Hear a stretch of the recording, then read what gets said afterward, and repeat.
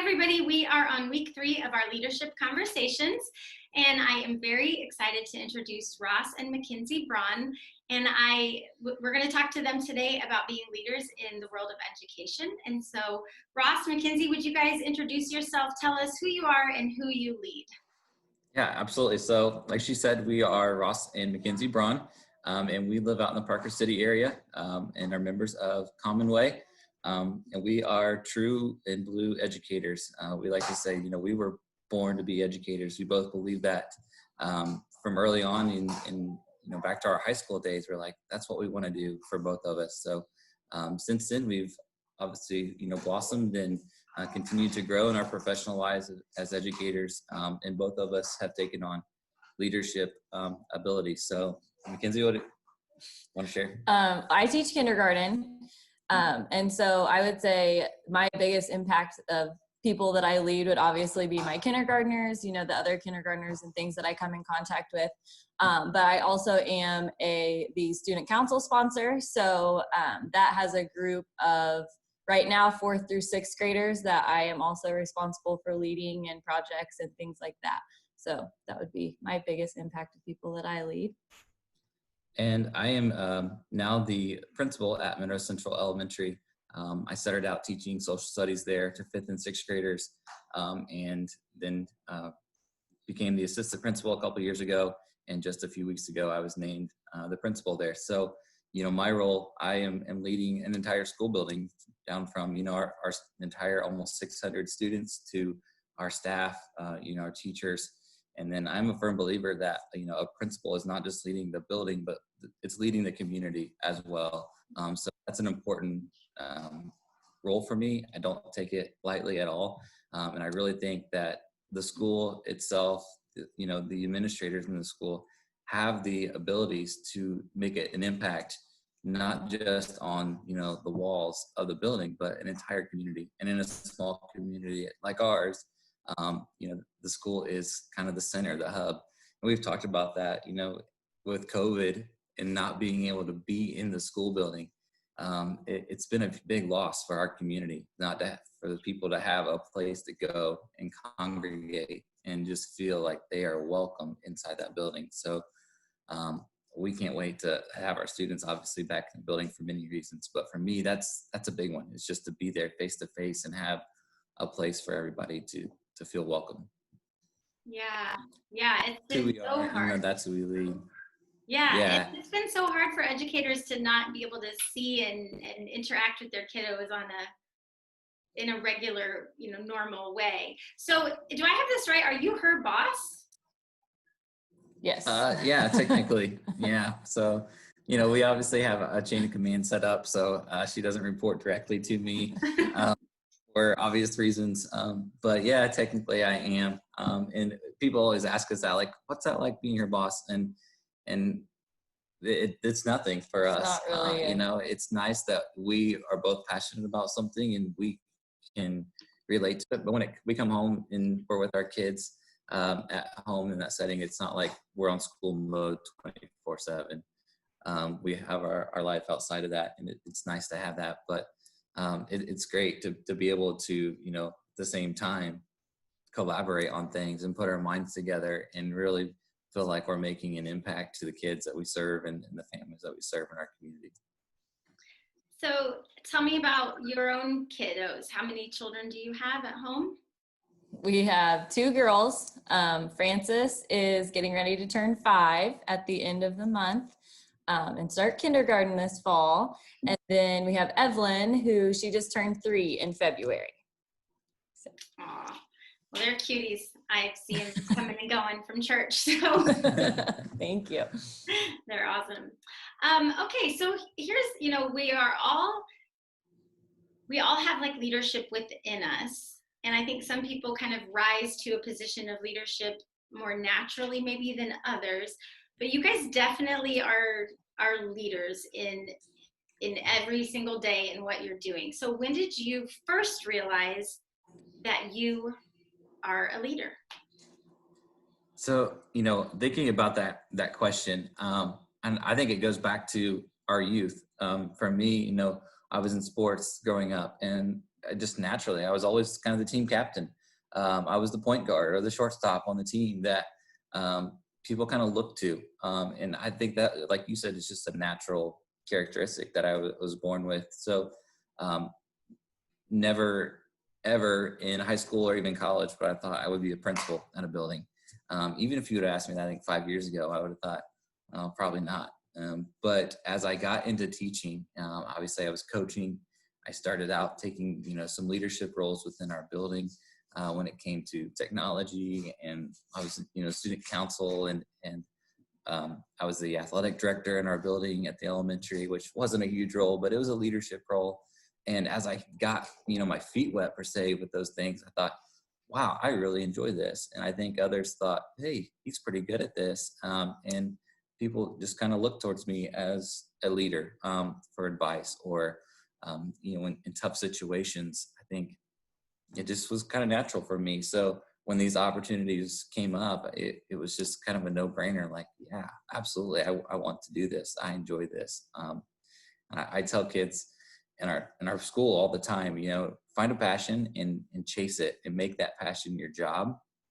And I think, am living that out, and it is a dream come true. And every day is an absolute joy for me. So that's kind of how I became a leader. I think talking about it, I think you're probably the same, close to the same. Yeah, just looking back, on when I was in high school and college and things, little things like group projects and stuff like that.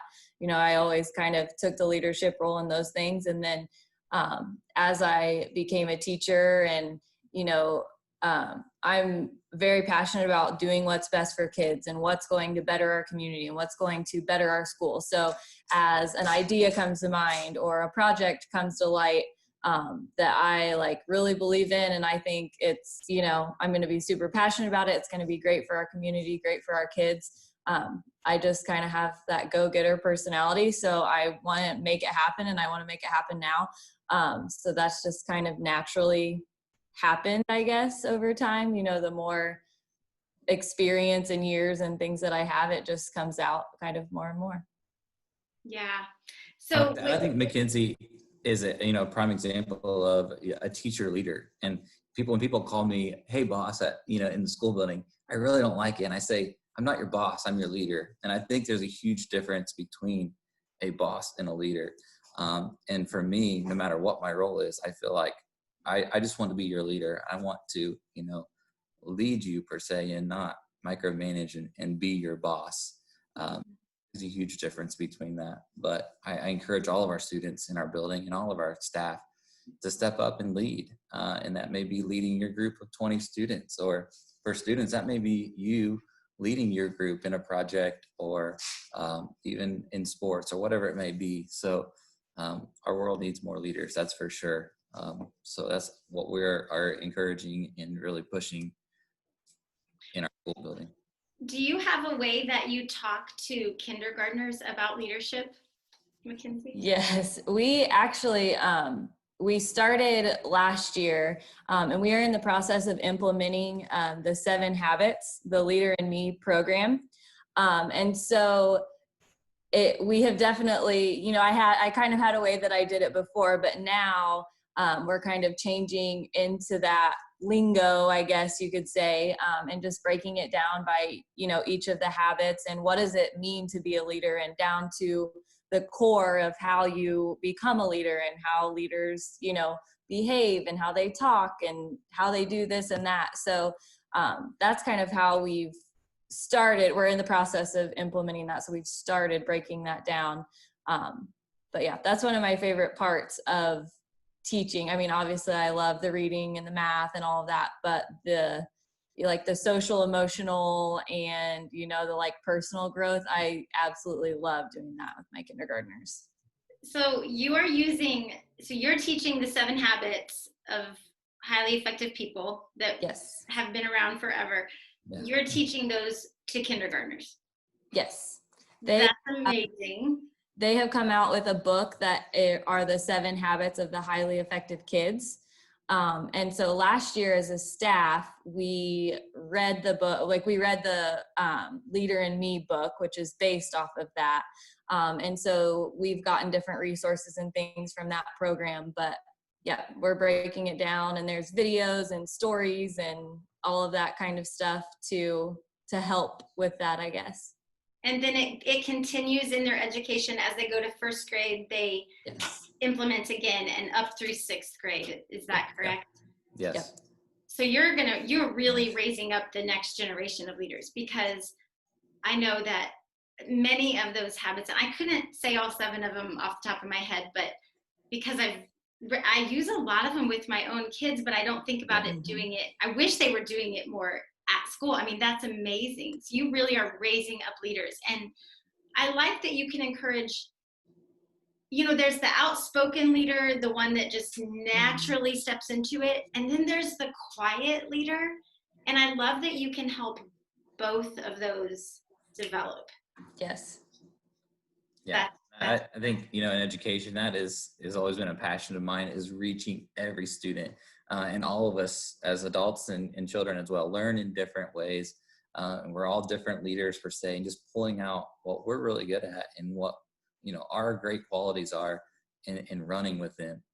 So, it's cool to see that, even like in our virtual learning that we've had to do, these past few months of school, there are students that would never raise their hand in class and never go out and speak up or want to read in front of a group, that were rock stars virtually, because they felt comfortable at home in their own setting. So it's been neat to see that. I think it's opened a lot of educators' eyes and realizing that, hey, maybe we do need to change a little bit of what we're doing to reach every single student. So, I'm excited to take what's been a negative, for sure, for all of us, and use it to the best that we can going forward, as an opportunity to grow. Well, I can tell you that the church is also echoing that sentiment, that we thought, and not just our church, but I just mean churches everywhere are saying, wait a second, we're realizing how many people we're reaching that are not going to walk into the building and feel comfortable coming in as a new person, but join us online every week. And we've connected with a lot of people who are not going to walk through the doors necessarily for their first experience. And I think that it's just like you said, it's kind of opened our eyes to how to reach more people. That has happened within the church as well. So it's like, God can bless any situation and teach us and help it grow us. And I feel like that's one of the very tangible things with probably education and, church that has happened. Okay. Absolutely. So as leaders, what are your biggest challenges? That's a tough question, I think. For me, leading a school, with so many students and so many staff, you're obviously going to have negatives. And I'm a very positive person naturally. So for me, my biggest challenge, I think, is just not trying to dwell on those negatives and trying to overshadow them with positives.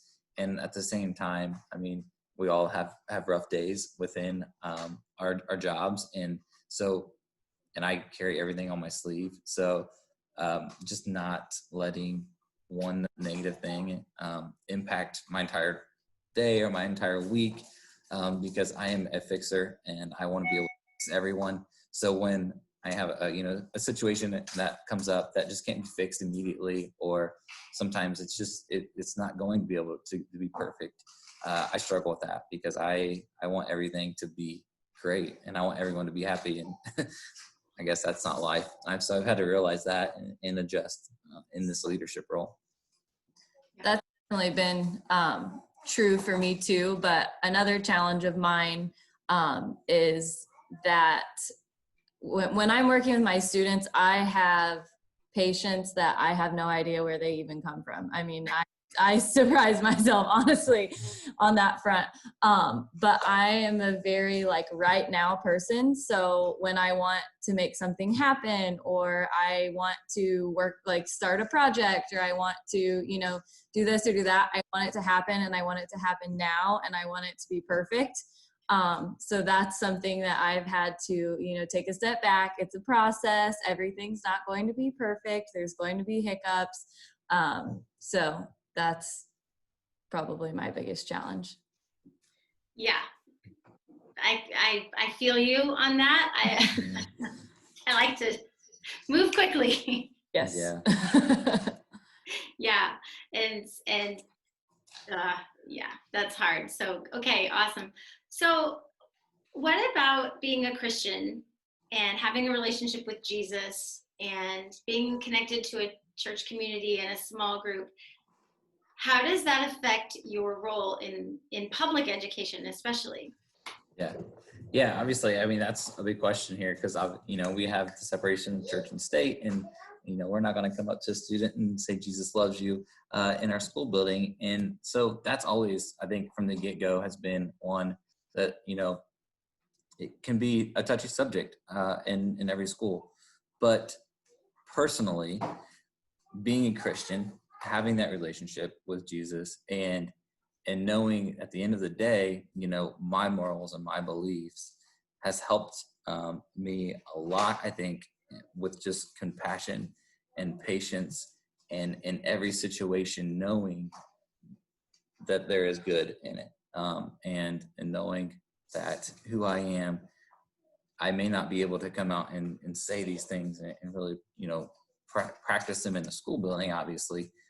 But I know that by my actions and what I, carry out throughout the school day, I can reflect what, who God is. And I think, what we want our world to be. So I think for me, my biggest thing, like just thinking in my classroom, I want my students to be good people. And even though I can't say, we're going to do this just like Jesus or do the, just teaching them how to be good people and how to live out those characteristics and things like that, without necessarily quoting the Bible, but we are kind, we don't steal, teaching, especially in kindergarten. I mean, there are so many lessons that we learn other than just reading, writing, and math. And like I said earlier, I have a passion for teaching that personal development and stuff like that.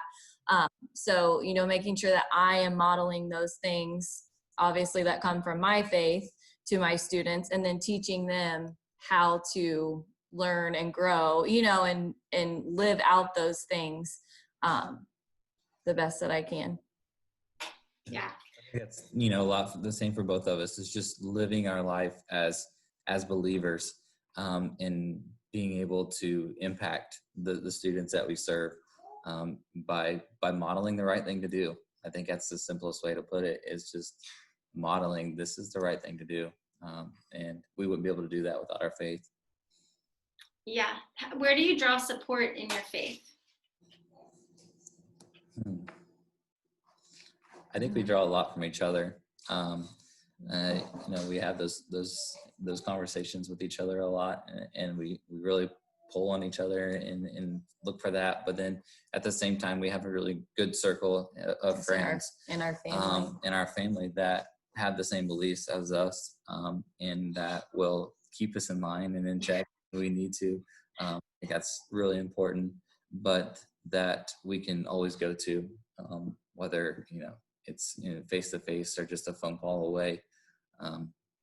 But I think it's important having that community of friends and family that share the same, beliefs as you. Yeah.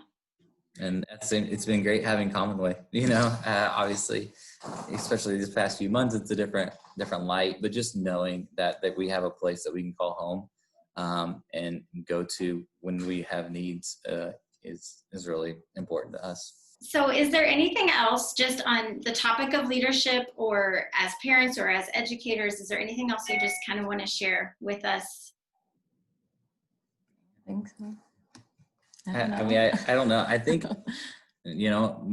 I obviously am honored that, you thought of us for this, and education is so important, and we're completely biased in that. And we know that, but we're just firm believers. Education starts and is the foundation of everything in life. And without a firm education, and without, educators in your life, we can all think of those educators that have had an impact on us. It can go back to your first grade teacher, third grade, or, your junior high track coach, or whatever it may be. Without those people in all of our lives, we won't be who we become and who we are today.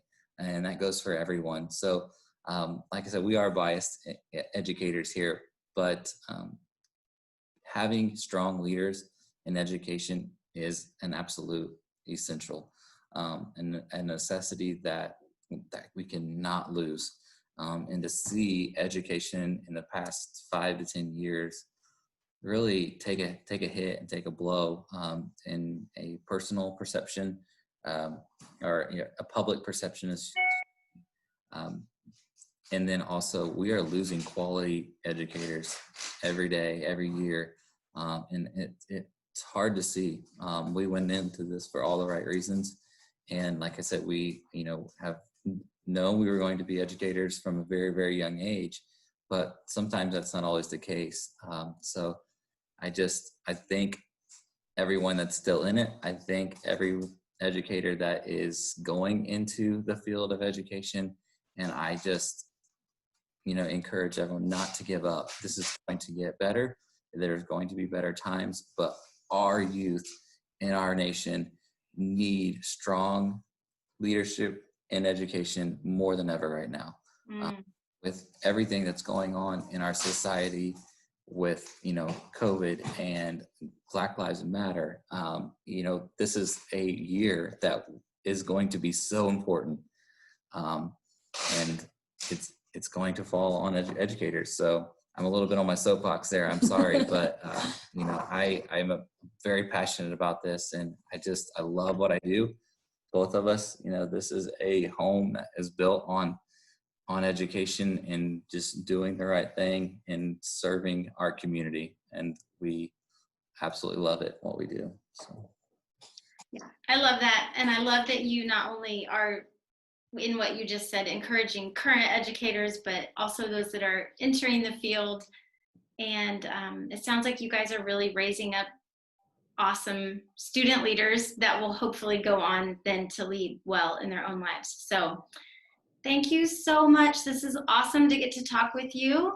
And I hope that everybody that watches this will, whenever we're all back together again, they'll come and thank you for all that you do in the education field, because you're right. We all need awesome, strong educators in our lives and in the lives of our children.